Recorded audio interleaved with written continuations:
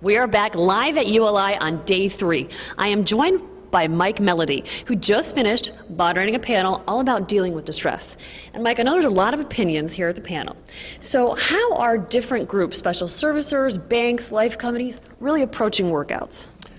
Well, I think approaching it, the life companies, certainly portfolio lenders, very much from a relationship point of view. Probably that first, and economics follow from that. I think from the special servicers on the CMBS side, much more contractual in nature because of the process and the limitations they have as either a special servicer or a master servicer and kind of the process that they need to go through. So again, a little bit different from that respect as to what they can do or may not be able to do in a situation depending on where the loan has been transferred or not transferred.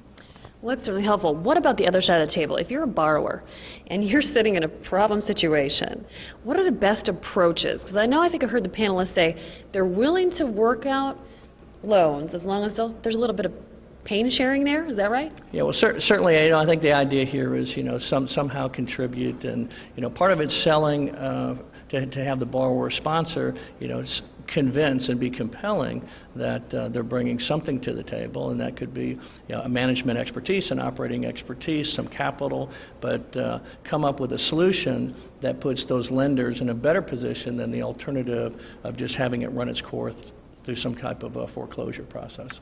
Speaking of running course, what do we think about the actual debt markets opening up? With all those pending maturities, when are we really going to see a lot of capital availability freeing up and getting deals done? Well, we certainly have a lot of capital. So I think the one takeaway in this environment over the last 6 to 12 months is how dramatic the capital markets have come back, and that's really all up the entire stack. So as I would say, there's a lot of capital out there, and I think the takeaway from that is a little bit of hope for some of these situations which are challenged in somewhat difficult situations, but I think we're going to have a lot more alternatives at our hands to try and get to some good resolutions.